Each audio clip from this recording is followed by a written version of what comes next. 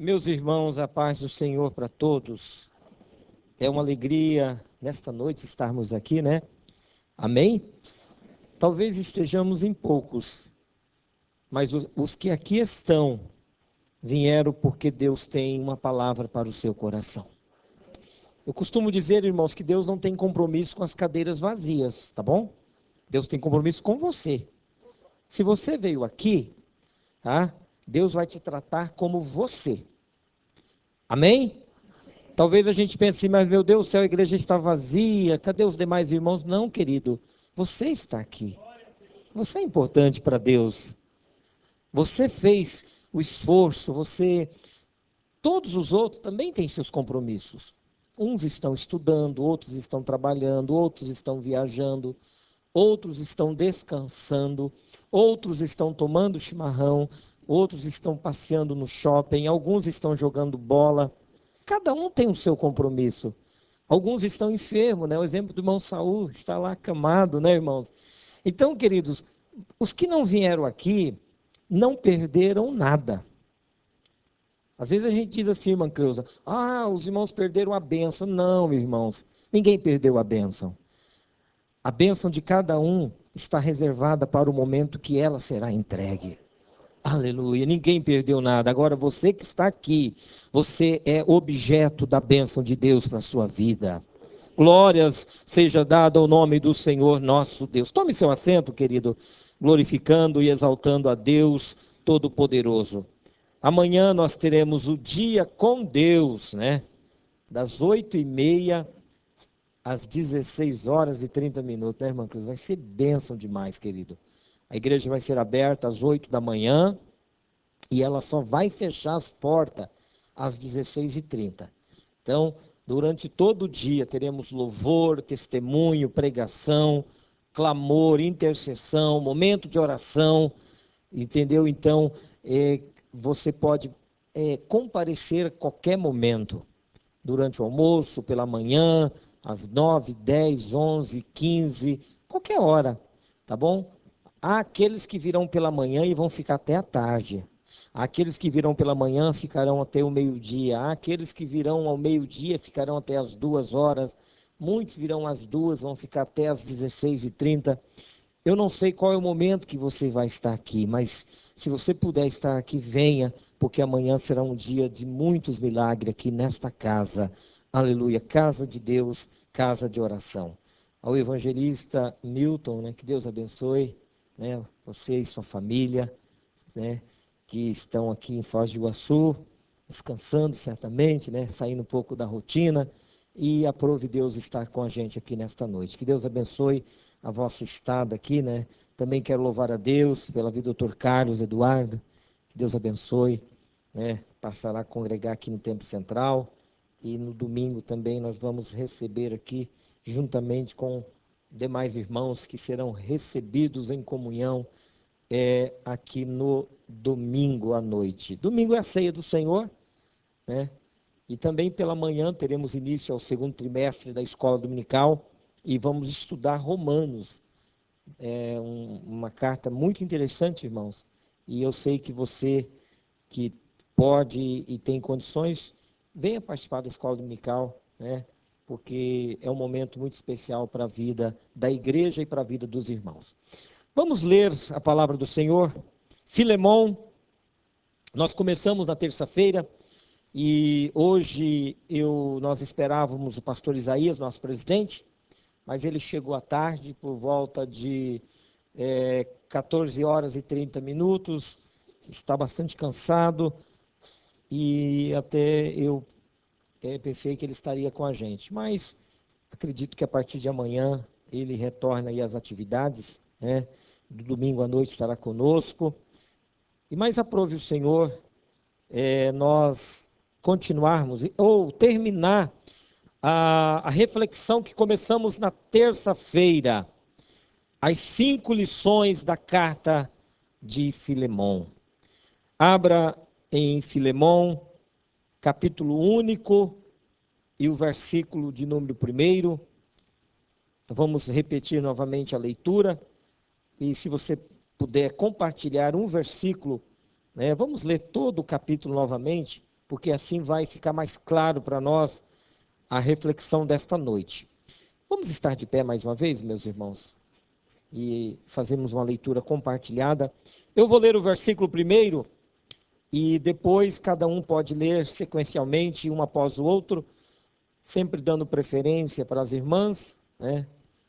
Se começar um homem e uma mulher, dê preferência para a irmã. E se você já leu uma vez e ocasionalmente começar a ler, né, você também dê preferência para outra pessoa que ainda não leu, de forma que cada um tenha a oportunidade de ler um versículo nesta noite.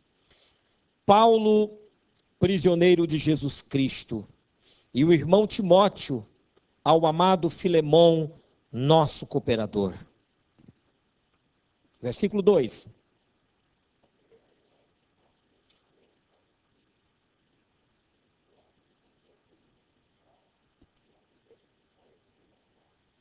Graças a vós e a paz da parte de Deus, nosso Pai, e do seu Senhor Jesus Cristo.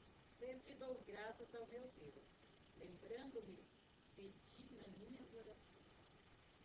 Ouvindo o teu amor e a fé que tens para com o Senhor Jesus Cristo e para com todos os santos, Para que a comunicação da tua fé seja eficaz, no conhecimento de todo o bem que em vós por Cristo Jesus. Chega de vós consolação da imortalidade, porque por ti, ó irmão, coração dos santos, dois maravilhosos. Pelo que ainda que tenha em Cristo grande confiança para te mandar, que te convém.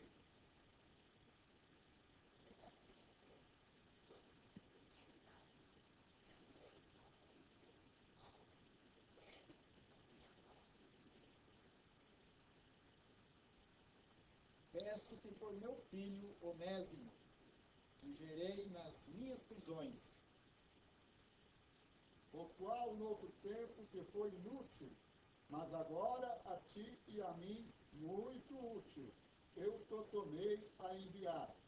E tu torna-a, recebe-o com o meu coração.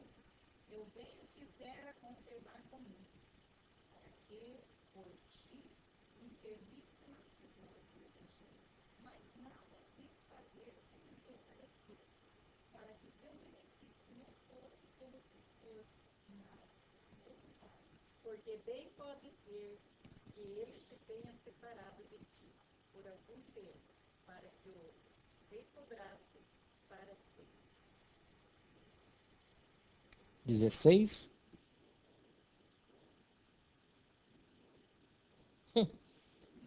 Oh, aleluia.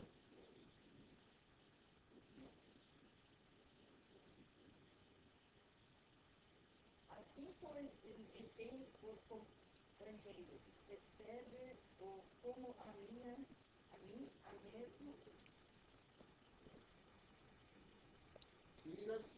se algum dano te fez, ou se te deve alguma coisa, lança tudo na minha conta.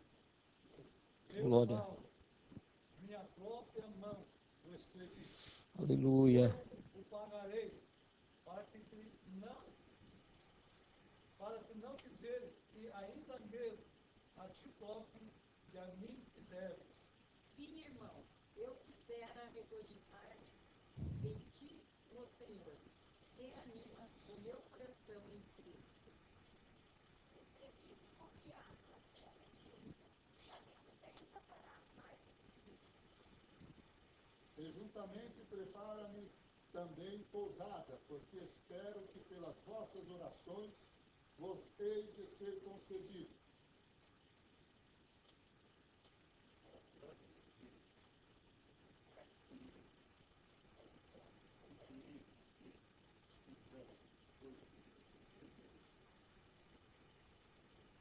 Marcos, Aristarco, demais e Lucas, meus companheiros, cooperadores.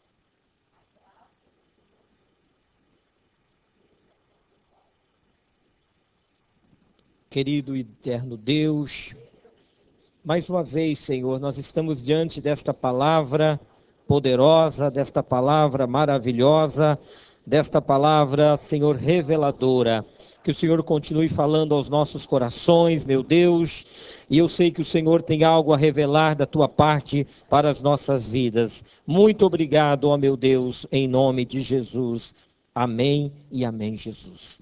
Meus irmãos, na terça-feira começamos a estudar Filemon, esta carta tão pequena, que contém apenas 25 versículos, esta carta que contém no original, no grego, apenas 335 palavras. Mas uma carta tão poderosa da parte de Deus, que nos traz lições de vida tão gloriosa, que nos ensina coisas tão profundas, que às vezes a nossa mente não consegue mensurar. É por isso que nós não devemos desprezar as pequenas coisas. É por isso que nós não podemos desprezar as pequenas ações. É por isso que nós não podemos desprezar as coisas que aparentemente aos nossos olhos sejam insignificantes, mas que para Deus tem um valor muito grande. É por isso que nós não podemos, irmãos, ignorar a ação de Deus.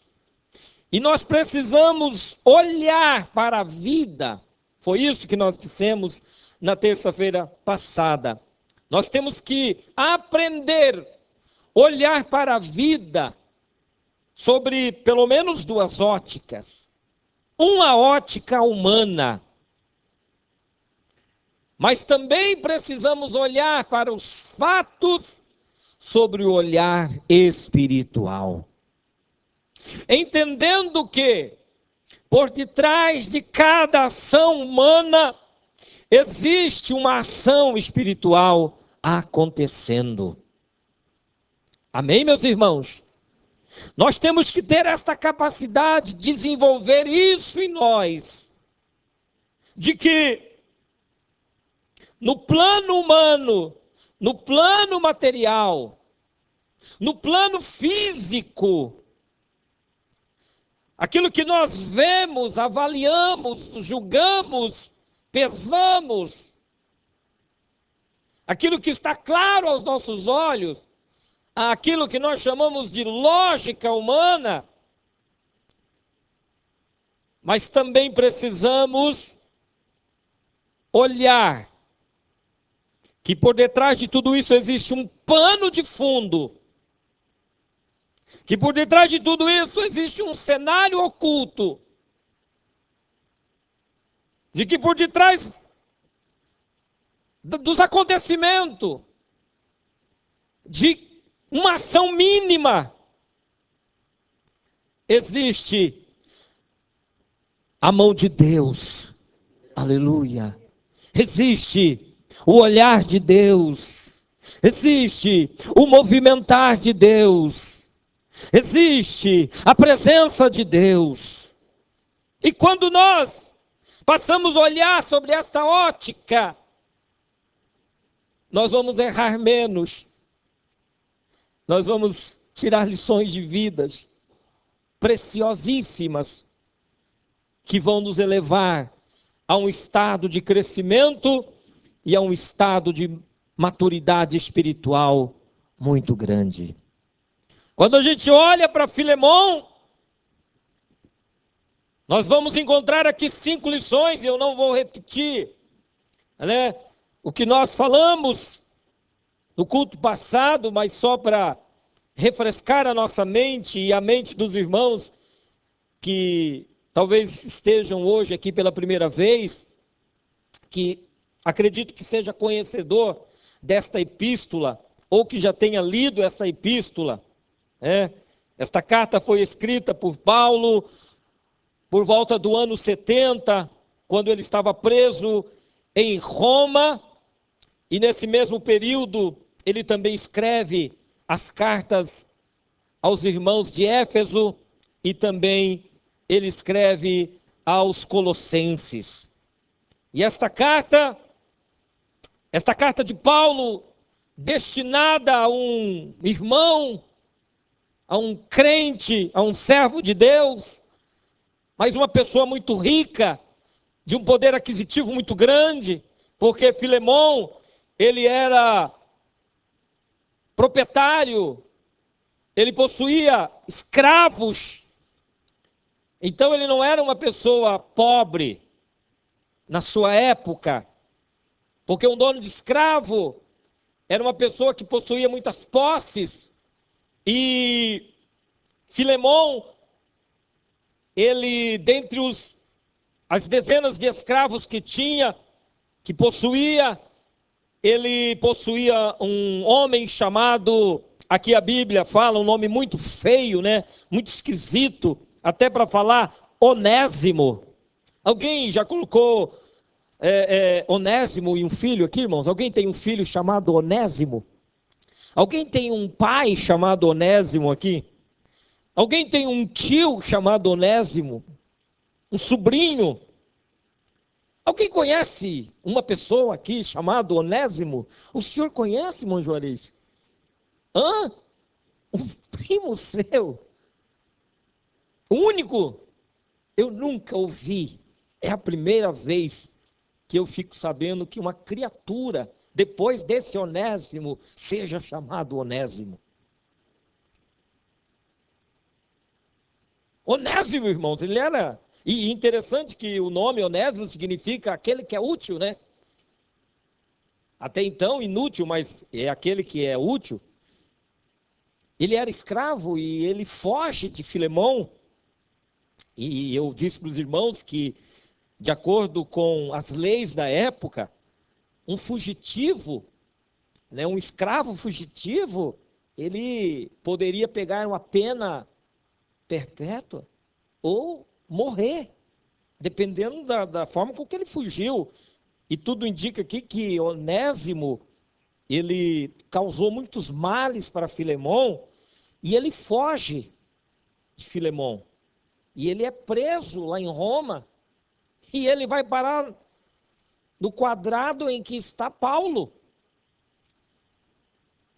Ele vai preso, e lá na cadeia ele encontra com o apóstolo Paulo. E o apóstolo Paulo prega para Onésimo. E aqui começa, irmãos, a primeira lição que a gente aprende. E nós falamos na aula, no culto passado, que é a providência de Deus, como Deus trabalha, como Deus faz as coisas acontecer.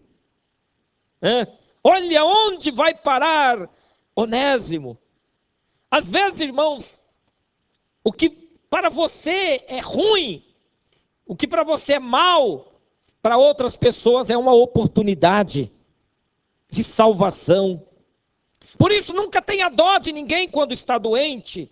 Nunca tenha dó de alguém quando está na prisão. Nunca tenha dó. Eu fico ouvindo, coitadinho do irmão Saul. Porque ele está doente. Acho que o irmão Saul, porque está doente, é um coitadinho, irmão. Não é coitadinho, irmão. A outro diz assim, coitadinho do Joãozinho que está preso. Não, meu irmão. Para cada um, Deus tem uma forma. Deus cria situações. A providência de Deus, irmãos, ela não é vista como eu vejo, como você vê, mas talvez aquilo que para você seja a pior forma de vida, para outra pessoa é a melhor oportunidade que ele tem para ter um encontro com Deus. A enfermidade de muitos irmãos pode se tornar uma oportunidade para ter uma vida plena, uma vida abençoada, uma vida na presença de Deus. A enfermidade pode trazer muitos para perto de Deus. Então, nunca mais olhe para alguém, por pior que seja essa situação, a sua situação, nunca olhe como um coitadinho. Nunca diga para uma pessoa, coitadinha daquela pessoa, coitadinho daquela pessoa. Não, meu irmão, você não sabe que aquele momento, que aquela circunstância seja uma providência de Deus na vida daquela pessoa. Coitadinho do apóstolo Paulo que está preso, coitadinho, irmão. Deus o coloca ali, porque ali ele vai ter um encontro com o coitadinho do Onésimo, que vai ter um encontro de salvação. Isso é coitadinho, irmão? Se Paulo não está ali, quem pregaria para Onésimo? Coitadinho do Onésimo? Seria se Paulo não tivesse lá para pregar para ele, coitadinho do Onésimo, que o seu pescoço ia para a forca. Coitadinho do Onésimo, se o coitadinho do Paulo não está lá para pregar para ele. E como é que ele ia se retratar perante Filemão? Quem escreveria para Filemão? Quem clamaria, né, a Filemão pela vida daquele homem? Se não é o apóstolo Paulo. Então, irmãos, não é coitadinho do apóstolo Paulo na prisão. Paulo está ali também por uma providência de Deus. Aleluia! Glória seja o nome do Senhor nosso Deus. Paulo está ali, irmãos, por uma permissão de Deus. Porque Deus sabia que entraria naquela cadeia um homem por nome Onésimo. Devedor, com uma encrenca muito grande, irmãos, um problema muito grande. Ele fraudou o seu senhor, ele roubou do seu senhor, e a polícia está na cola dele, e prende ele, e leva para a cadeia. Mas lá na cadeia, oh aleluia, ele encontra um homem de oração. Ele encontra um homem que tem comunhão com Deus. Aleluia. Os piores momentos da vida de um homem se torna um momento de oportunidade, um momento de salvação, um momento de glória. Então não olhe para a sua vida, minha irmã, meu irmão. Talvez você está olhando para a sua vida com um olhar humano, e aí você está na condição de vítima, e aí você está na condição de perdedor, e aí você está na condição de um fracassado. Mas se você olhar para essa situação do ponto de vista espiritual, se você olhar para este problema do ponto de vista espiritual, Deus está querendo usar você mesmo neste problema, nessa situação, para te abençoar de uma forma extraordinária, de uma forma gloriosa. Primeira lição: providência de Deus. Segunda lição, irmãos: poder de Deus. A carta a Filemão nos ensina que Deus ainda transforma deserto seco em manancial. Abra sua Bíblia aí, Isaías 41, versículo 17 ao versículo 19. Isaías, e eu gostaria, você com uma voz bonita, agora eu quero um homem para ler com uma voz bem forte, de trovão, uma voz poderosa. Não que as irmãs não tenham, né? É que as irmãs vão ter que mudar a voz para falar grosso e forte. E aí nós vamos ouvir um homem, Isaías 41, 17 a 19. Já está na agulha, pastor Johnny?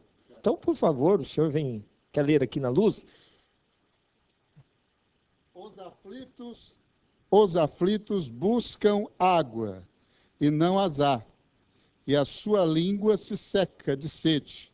Mas eu, o Senhor, os ouvirei, e o Deus de Israel os não desampararei. Abrirei rios em lugares altos, e fontes no meio dos vales. Tornarei o deserto em tanques de água, e a terra seca em mananciais. 19, né? Plantarei no deserto o cedro, e a árvore de cita, e a murta, e a oliveira. Conjuntamente porei no ermo a faia, e o olmeiro, e o álamo. Aleluia. Eu vou colocar, viu? Aleluia, glórias a Deus. O Senhor está dizendo, o Deus de Israel, Ele vai abrir nas colinas, Ele vai fazer fonte nos vales, Ele vai transformar deserto no lago, o chão seco em manancial, e Ele vai plantar no deserto árvores que você nunca imagina que ela é capaz de nascer no deserto. Deus vai fazer, porque Ele é um Deus de poder, Ele é um Deus maravilhoso. Onésimo está preso. Aleluias. Condenado ali a morrer. Mas de repente, aleluia, Deus começa a criar a providência de Deus. Olha aqui, irmãos, e o poder de Deus, as duas coisas junto, providência e poder. Parece que eu vejo um Onésimo lá, dizendo assim, bate, os gaúchos, né? Estou perdido. Eu agora, daqui eu não saio mais. Eu estou, no bico do corvo. Mas do lado ali tem quem? Um homem de Deus. No mesmo espaço que ele. Preso também. Qual é a perspectiva de vida, irmãos, para um preso? Nenhuma. Ainda mais Onésimo. Aleluias. Mas ali do lado está um homem, servo do Senhor. Talvez a tua família está vivendo um deserto, mas lá na tua família tem uma mulher de Deus. Talvez o teu casamento está em crise, mas um dos cônjuges é uma pessoa de Deus. Sabe quem Deus vai usar? Você. Mas eu estou preso. Interessa. Se você é servo de Deus, Deus vai criar caminhos no deserto. Para quem?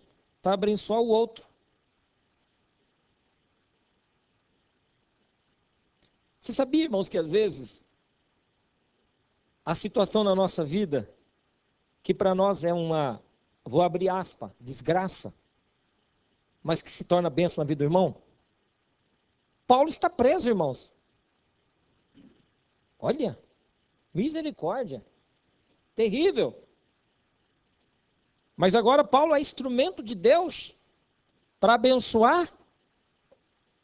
É, Maluzia? Instrumento de Deus. Aleluia, para abençoar Onésimo. Imagina você, Moisés, instrumento de Deus para abençoar outra pessoa. Instrumento de Deus para abençoar outra pessoa. Instrumento de Deus. O que eu ganho com isso, pastor? Em abençoar outra pessoa, em ajudar outra pessoa. Eu não ganho nada. Ganha sim, irmão. Ganha sim, aleluia. Você ganha, porque você passa a ser um instrumento de Deus, nas mãos de Deus, para realizar um milagre na vida de outra pessoa. Se isso não significa nada para você, o que é importante para você então? Aleluia. Esta carta, irmãos, tem um profundo valor prático. Se não há causa perdida para Deus, também não há vida irrecuperável. Jamais devemos duvidar ou limitar o poder de Deus. Não existe caso perdido. Não existe vida irrecuperável. Não existe, irmãos. Pode existir para o homem, pode existir para as pessoas, pode existir para o outro, mas para Deus não existe, porque Ele sempre é uma luz num caminho de trevas para clarear o teu caminho.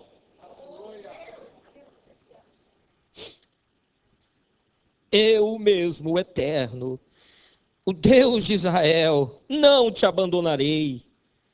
Abrirei rios antes desta transformação, Onésimo demonstrou ser um escravo rebelde, que provavelmente roubou Filemão. Mas Paulo menciona um possível prejuízo. A lógica nos faz entender que esse homem, Paulo, chegou a Roma, estava preso. Simplesmente preso para abençoar a vida de outra pessoa. Se não é Paulo que estivesse lá, outro estaria lá. Deus levantaria outro. Porque a obra de Deus não se condiciona somente a uma pessoa. Mas Deus usa outras pessoas para fazer a sua obra. Glórias ao Senhor. Primeira lição, providência de Deus. Segunda lição, poder de Deus. Terceira lição, que nós aprendemos aqui é que nós, assim como Filemão, devemos acertar as nossas pendências. Versículo de número 12. Aleluia. Vamos ler a partir do versículo 8. Pelo que ainda que tenha em Cristo grande confiança para te mandar o que te convém.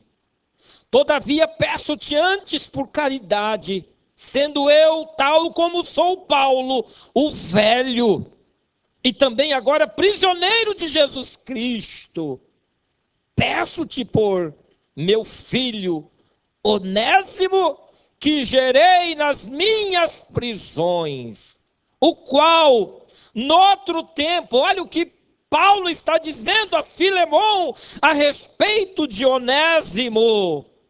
Noutro tempo, Filemão, Onésimo te foi inútil, mas agora a ti e a mim muito útil, e eu te torno a enviar.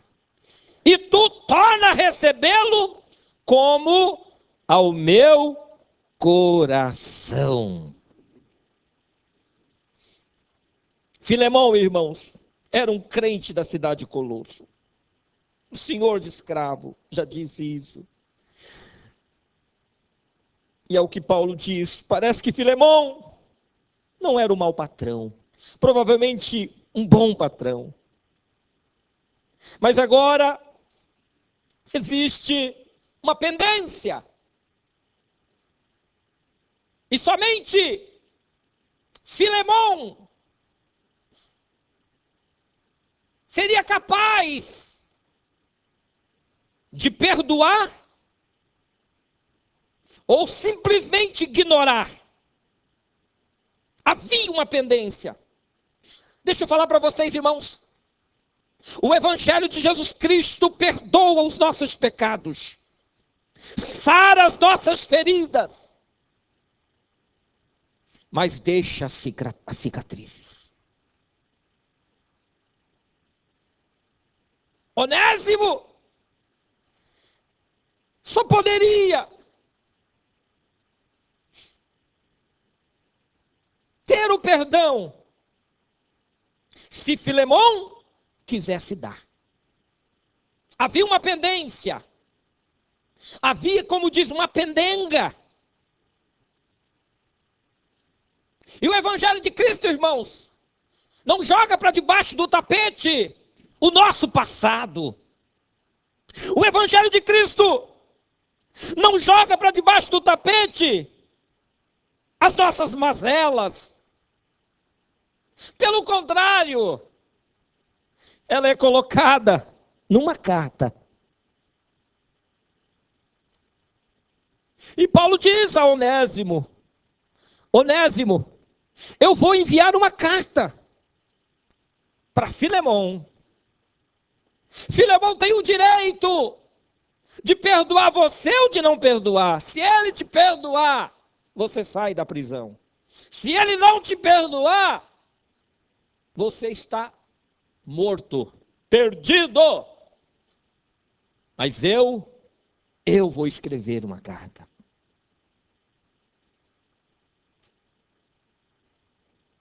Sabe por quê, irmãos?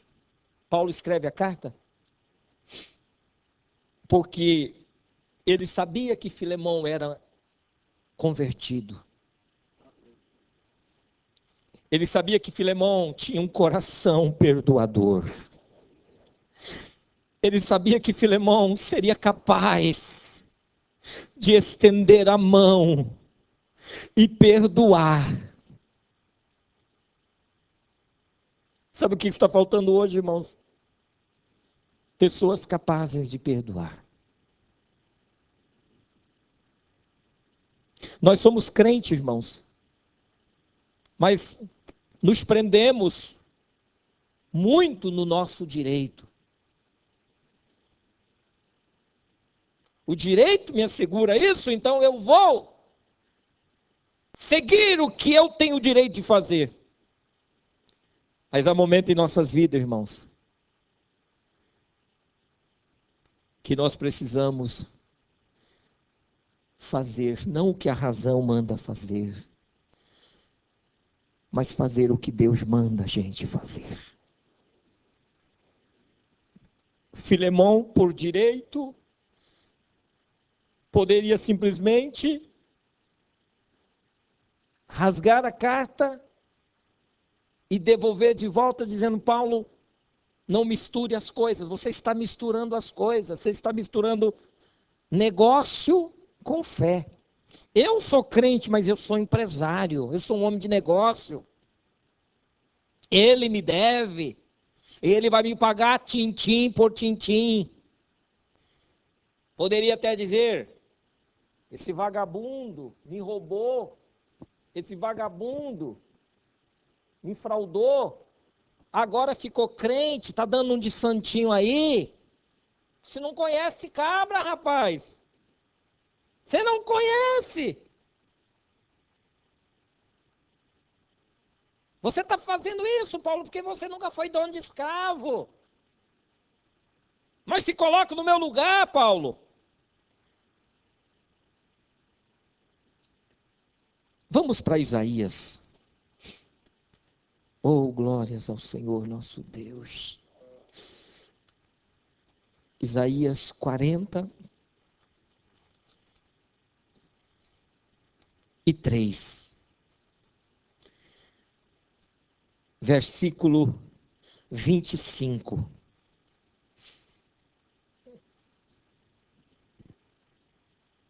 Quem pode ler para nós?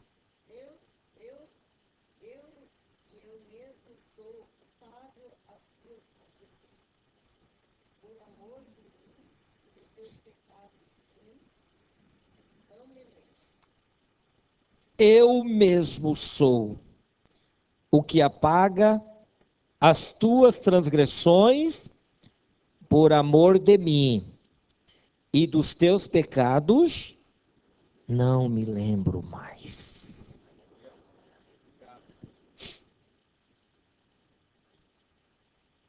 O Senhor está dizendo: eu mesmo.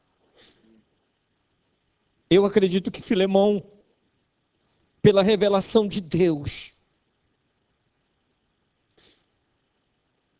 Deus revela ao coração dele esta palavra e diz: Filemão,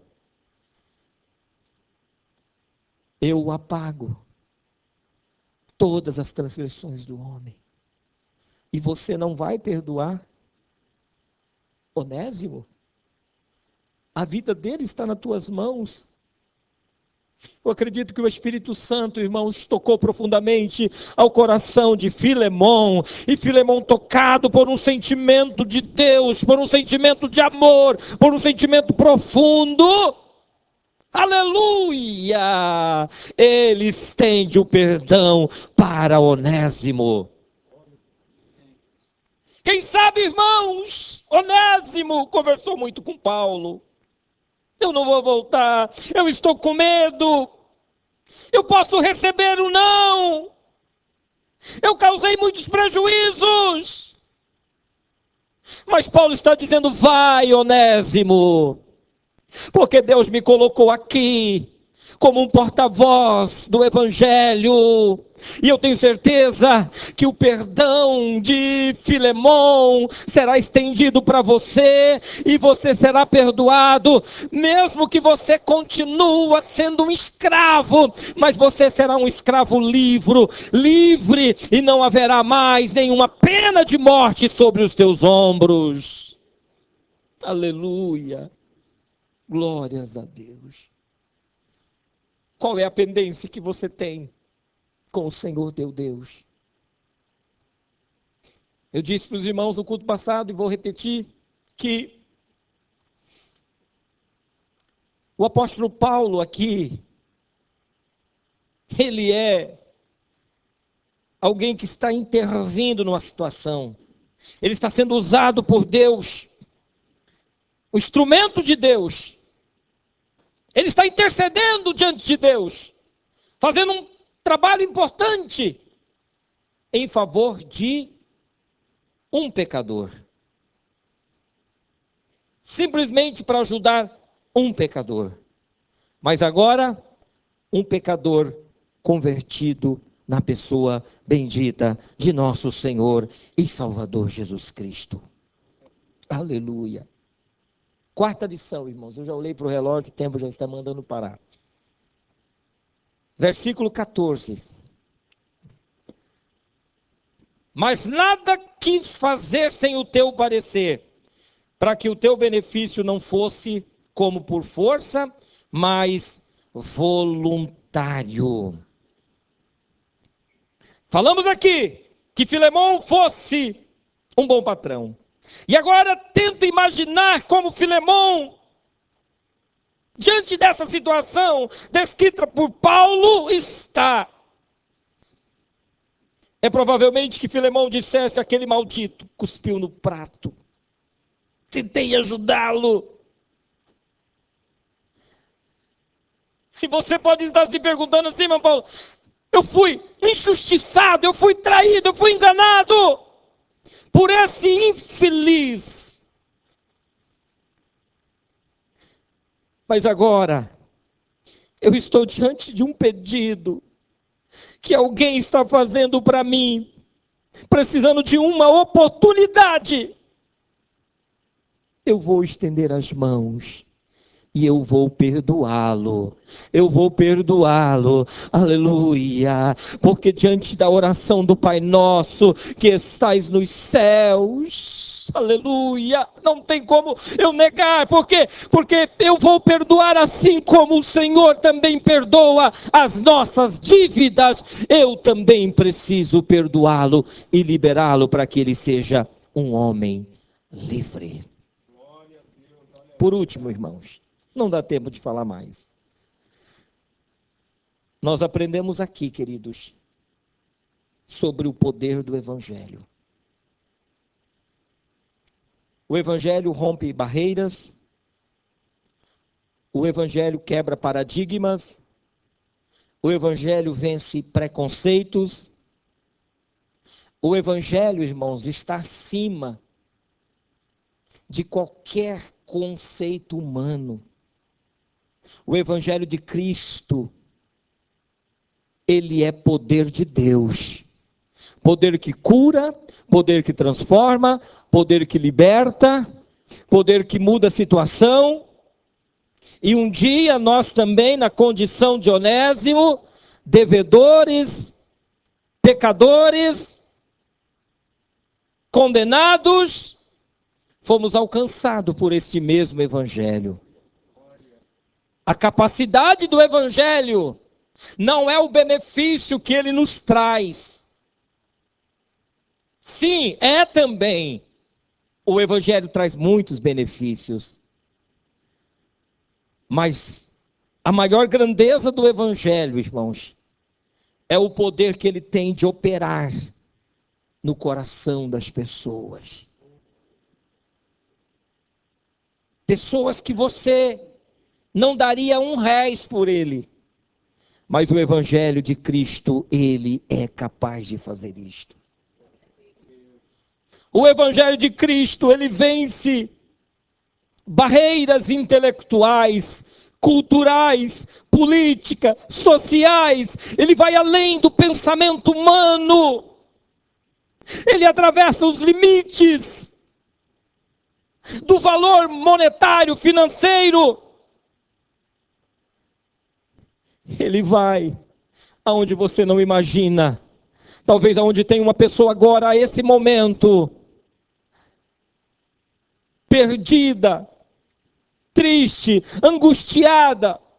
Pessoas talvez dentro da sua casa mesmo, mas que nesta noite, através da minha e da sua vida, ei, Paulo do Senhor que está aqui nesta noite, Deus pode usar a sua vida para que através do Evangelho, boas novas de salvação, milhares e milhares de onésimos sejam alcançados pelo perdão de Jesus Cristo nosso Senhor.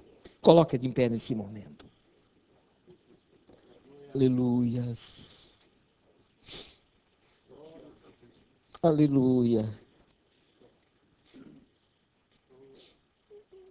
Eu quero que você feche os teus olhos neste momento. E talvez você esteja pensando, pastor Ageu, pensando bem sobre o que está acontecendo na minha vida, pensando bem sobre o que está acontecendo na minha família. Agora eu entendo o que Deus está requerendo de mim. Talvez Deus está requerendo de mim um conserto com Ele. Talvez Deus está requerendo de mim uma vida maior de intimidade com Ele. Talvez Deus está exigindo de mim maior tempo de oração com Ele, pelas madrugadas. Talvez Deus está exigindo de mim, pastor Ageu, uma vida de mais intimidade com Ele. Eu estava olhando para esta prisão, para esse deserto, para este vale, para essa luta, vamos simplificar, para essa enfermidade, vamos simplificar por esta perseguição, vamos simplificar por esta murmuração que fizeram sobre mim, vamos simplificar por alguém que falou mal de mim, vamos simplificar, vamos dizer por esta crise financeira. Eu não sei qual é a prisão que você esteja vivendo. Eu não sei em que parte de Roma você está.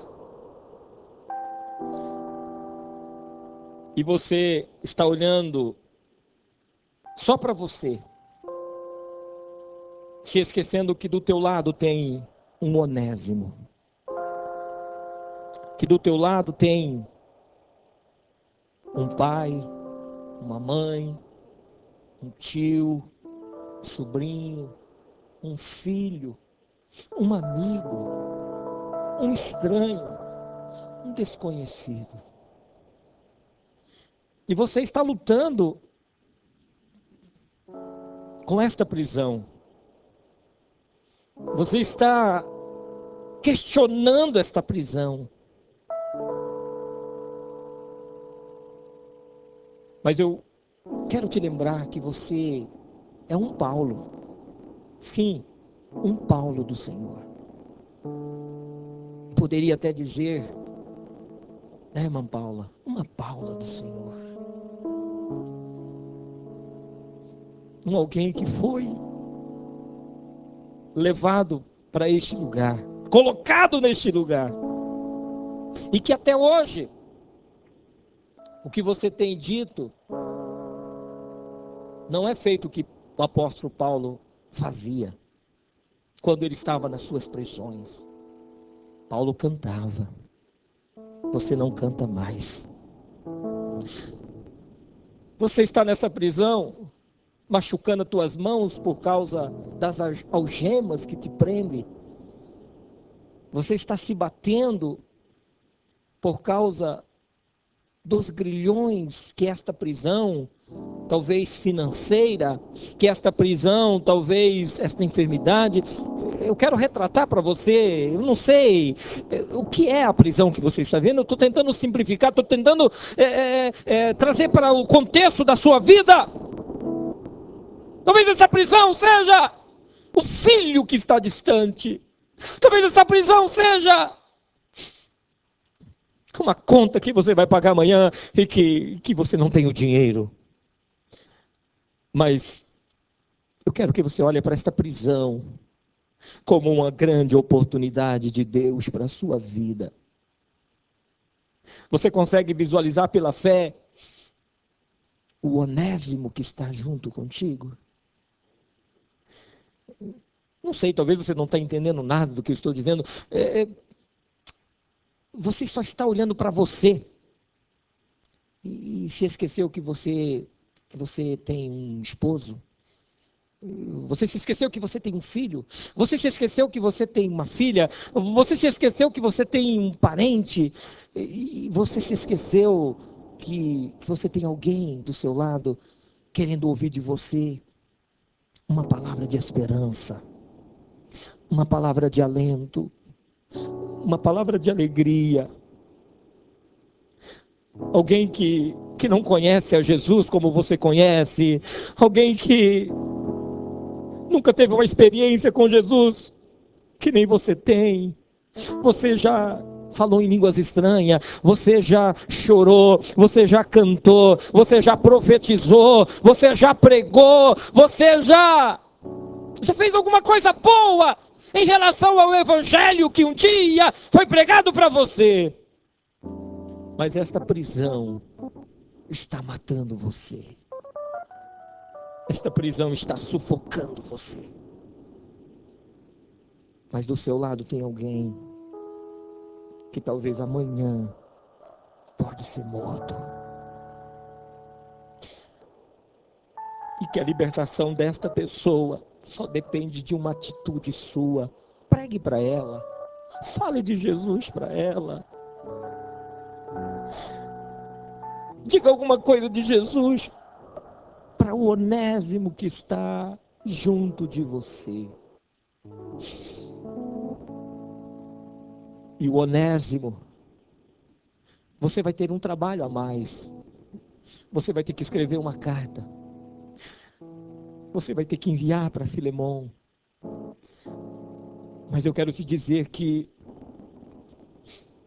Onésimo, os Onésimos serão libertos, serão salvos, e você também vai sair desta prisão, porque uma porta está se abrindo, não, duas portas estão se abrindo, uma porta para Onésimo, o estranho, o desconhecido, mas também uma porta para você de vitória.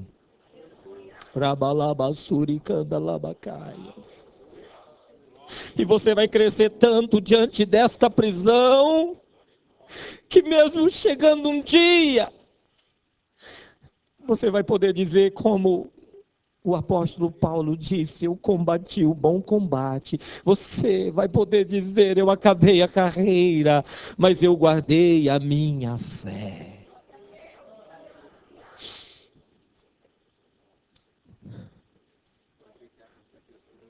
Eu quis dizer para você, neste paralelo,